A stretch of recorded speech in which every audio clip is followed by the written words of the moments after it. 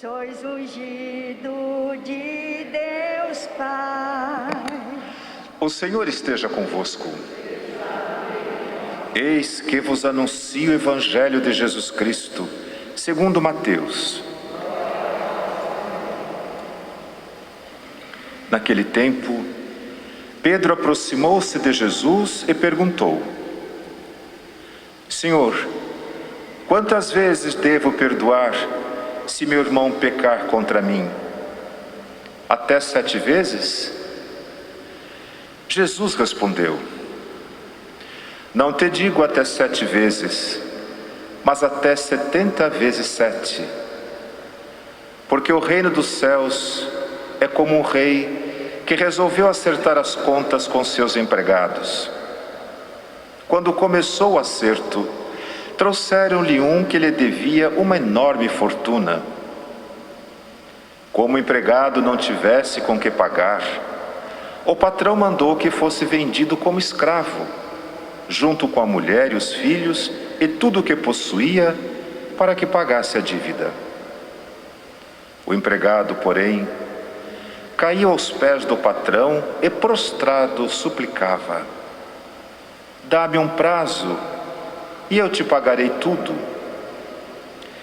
Diante disso, o patrão teve compaixão, soltou o empregado e perdoou-lhe a dívida. Ao sair dali, aquele empregado encontrou um dos seus companheiros que lhe devia apenas 100 moedas. Ele o agarrou e começou a sufocá-lo, dizendo: Paga o que me deves. O companheiro, caindo a seus pés, suplicava: Dá-me um prazo e eu te pagarei. Mas o empregado não quis saber disso.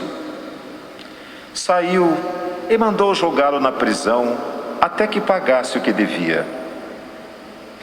Vendo o que havia acontecido, os outros empregados ficaram muito tristes. Procuraram o patrão e lhe contaram tudo. Então o patrão mandou chamá-lo e lhe disse: Empregado perverso, eu te perdoei toda a tua dívida, porque tu me suplicaste. Não devias tu também ter compaixão do teu companheiro, como eu tive compaixão de ti? O patrão indignou-se e mandou prender e entregar aquele empregado aos torturadores, até que pagasse toda a sua dívida. É assim que meu Pai que está nos céus fará convosco, se cada um não perdoar de coração ao seu irmão. Palavra da salvação. Celebração mensal da nossa padroeira. Ouvimos hoje esse evangelho que nos fala justamente do perdão, que soube perdoar as ofensas que recebeu, soube perdoar a incompreensão, soube perdoar a maneira desleal com que foi tratada, quer por sua família, quer por seus superiores eclesiásticos. Nada a deteve, não respondeu ao mal com o mal. Foi discípula fiel de Jesus. À dinâmica do mal, ela respondeu com a dinâmica do bem. Tanto o bem quanto o mal obedecem a uma lógica própria.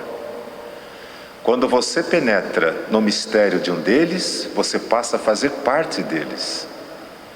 O mal atrai, seduz, corrompe. O bem ilumina, o bem liberta, o bem dá condições à pessoa dela fazer aquilo que Deus espera dela. Por isso Jesus, no seu ensinamento, nos ajuda a fazer aquilo que Deus espera de nós. Uma forma simples de compreender a parábola de hoje é buscar a semelhança com que Deus a Ele nos criou. Isso é um trabalho da vida toda. Buscar a nossa verdadeira identidade. Nós somos humanos, sujeitos à lei dessa natureza. Contudo, nós somos criados por Deus. Em nós repousa e vive o seu Espírito.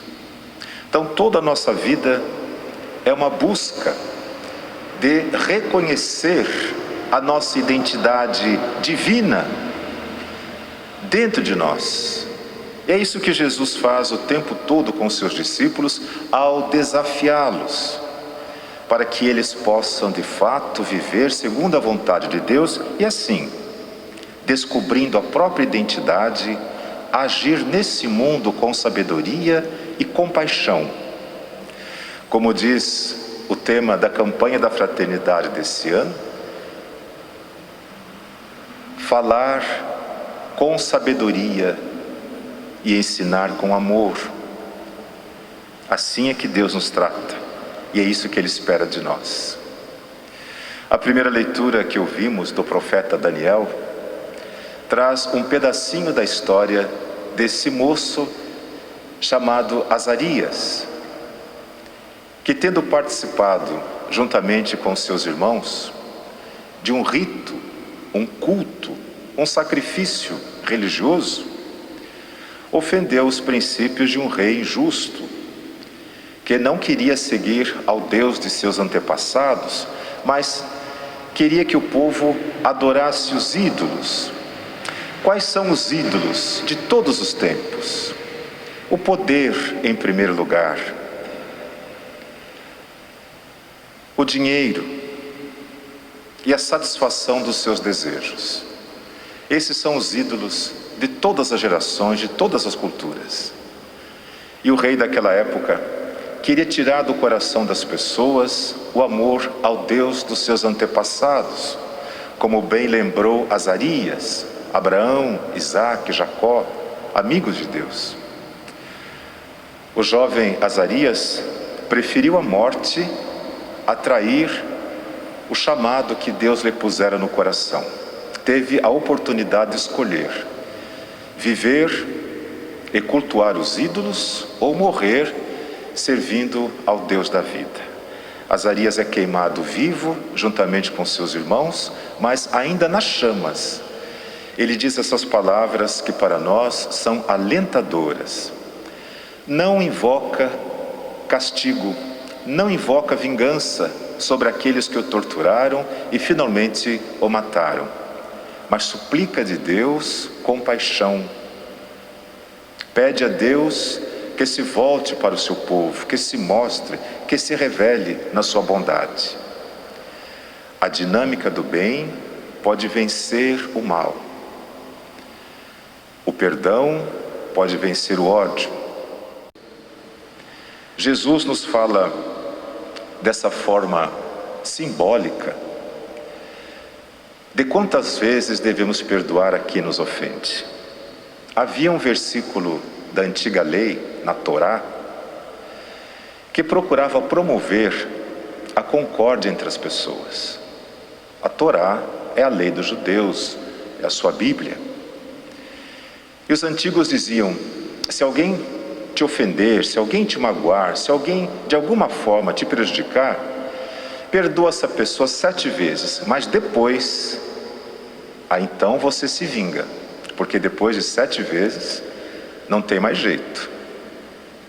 Era a lei, e a lei permitia de fato, olho por olho, dente por dente.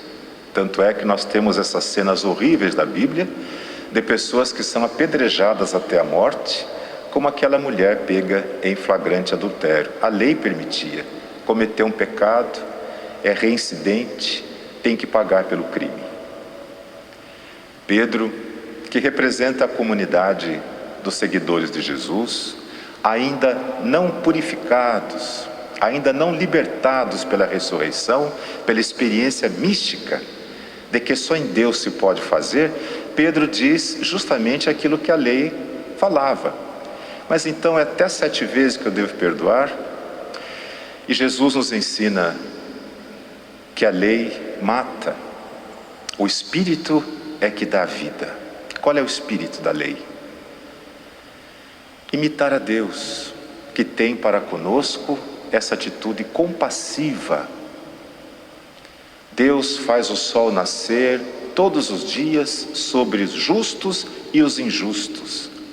Faz a chuva cair sobre a terra para dar alimento aos bons e aos maus. Deus espera que cada um, ao longo de sua vida, possa se transformar, se deixe por Ele converter e o sirva na sinceridade do seu coração. Mas, e a justiça? Perdoar não significa esquecer. Isso nós temos que ter bem claro.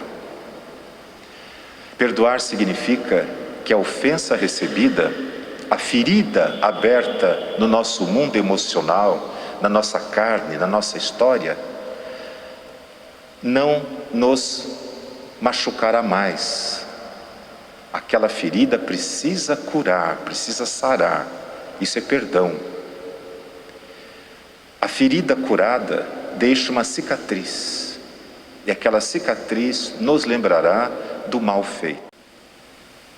Portanto, o perdão tem mais a ver comigo do que com a pessoa que me ofendeu.